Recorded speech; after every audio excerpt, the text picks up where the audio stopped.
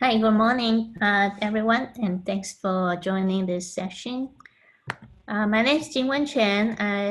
I'm assistant professor of landscape architecture in the design school at Arizona State University at Tempe campus, and a senior sustainability scientist at Global Institute of Sustainability.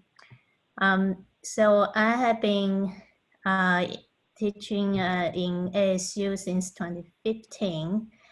And in my teaching, research, and service, I have worked a lot with different communities. As in our profession of landscape architecture, we do a lot of community engagement projects.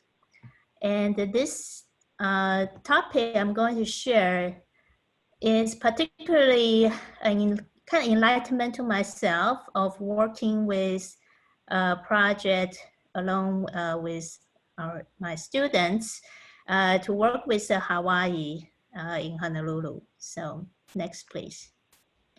And so this topic is about decolonization. And what does that mean? Next. Decolonization, well, in this era, well, from the dictionary, obviously, is to be independent from colonizers. But now in the modern times, we talk about post-colonial decolonization because many researchers and practitioners recognize there are current systems exist still preventing the local culture experience from revealing itself. So decolonization is not only about political independence, but also includes elements incurred in colonial experience, whether they are political, economic, cultural, or psychological. And decolonization is a process. It's not a rival. So it is constantly changing. We have to revisit our practice, our work to really think about what is the condition we are in right now. Next, please. And decolonization in literature has been discussed in many fields.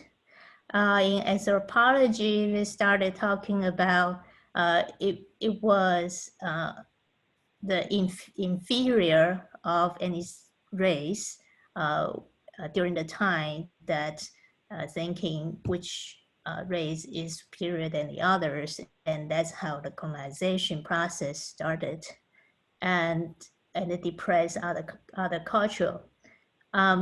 So how can we now recognize and that past practices was a depression in the past, and now how we can celebrate the differences and acknowledge and move that forward.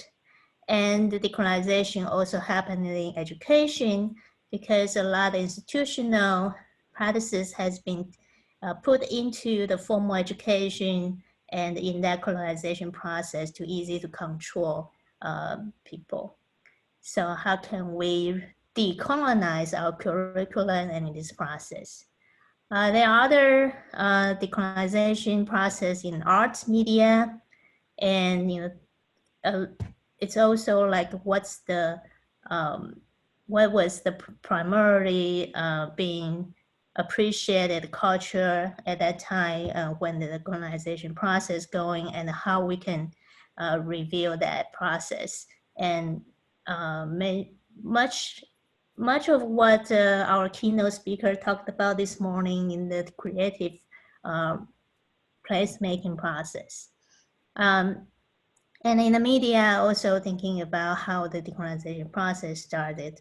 And to my field related to geography, planning, and design, it's getting to more and more talking about how we recognize the process of planning and design with the communities and the institutional structures that was being installed in the colonization process was not fair or equitable and not recognize the local communities, and how we can rethinking about criticizing this process. Next, please. So I want to use the Hawaii project as a case study to kind of disclose that concept. Next. So before we talk about Hawaii, you need to understand it's a history. So there is a colonization history in Hawaii since when the Polynesian people came in the early days, and the Europeans arrived in late 1700s. And when the Kingdom of Hawaii established to united all these islands together, but that was when the time the United States of America has established there, and there are settlements from the US mainland came to Hawaii. And so later in the 1894, the king actually was overthrown by a lot of supporters that were the immigrants from the US. And so later, Hawaii became a state in 1959, and it was very particularly for military importance in the Pacific Ocean. So there has been the colonization history in Hawaii. Next, please. And institutionalized, since I'm talking about community planning and design, so I was looking at what kind of institutional structure that was installed in Hawaii. And actually, since the Hawaii became a state, it has been the most probably progressive state in terms of smart growth policies, land use planning policies, and all these planning acts that was in terms of planning that was advanced, talking about sustainability. And there was also a critical moment in the 1970s. It's called the Hawaiian Renaissance, that the state of Hawaii actually recognized the native Hawaiian culture, and then they bring that into their curriculum and the process in the states. And so I think this is a very different status than other states. Next, please. So why this process is important?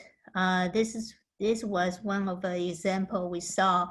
When people do not get into in the process of decision making early, then the next you will see people will protest and block the process.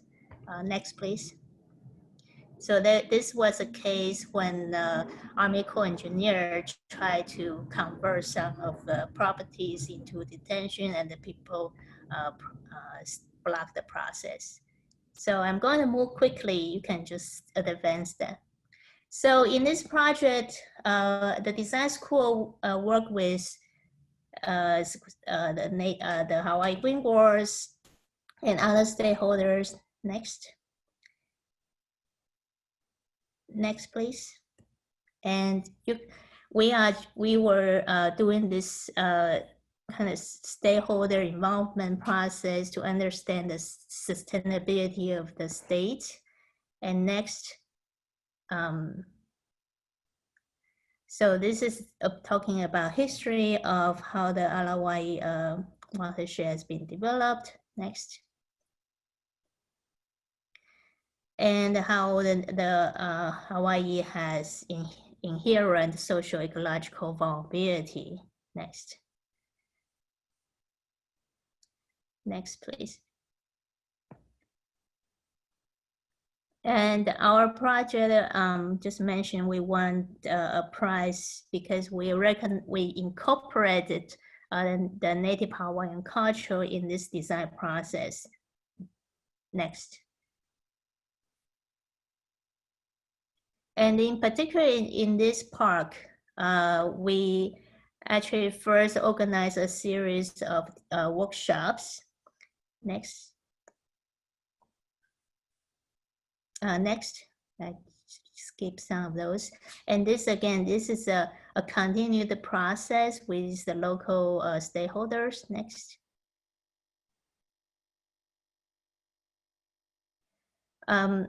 Maybe I'll stop here is, so we brought the students to the community, and the first thing is you have to listen and learn, observe to understand, because we are considered as outsiders, but how can we work with community? And the community appreciate when we actually open and listen to them first. And this is the first thing, we connect before we collaborate. And the second time we went was a design workshop. We don't bring any design, we don't bring any products to them. It's really to open to listen to the community. The third time, this is when we came in with our ideas that we incorporate with their inputs and bring into the community to get more feedback. And we do this pop-up meeting to go to the communities in different settings. So it's not just one place. So we go to the chef eyes, go to park, go to the public meetings to get the input from all communities. Next. So we brought those feedback into the studio, and we produce we'll produce this toolkits at the end as part of the product to the community, because we want to emphasize it is the process itself. It's more important than the product. Next. Next. Next. So this is just our design process. Next. And this is a toolkit we produced. And actually, this process was successful. Many communities say they never felt that they were being heard in the decision making. And so other neighborhoods also very appreciate this process. So just in conclude that the decolonization process is ongoing, and this was one of the examples from Hawaii. Thank you.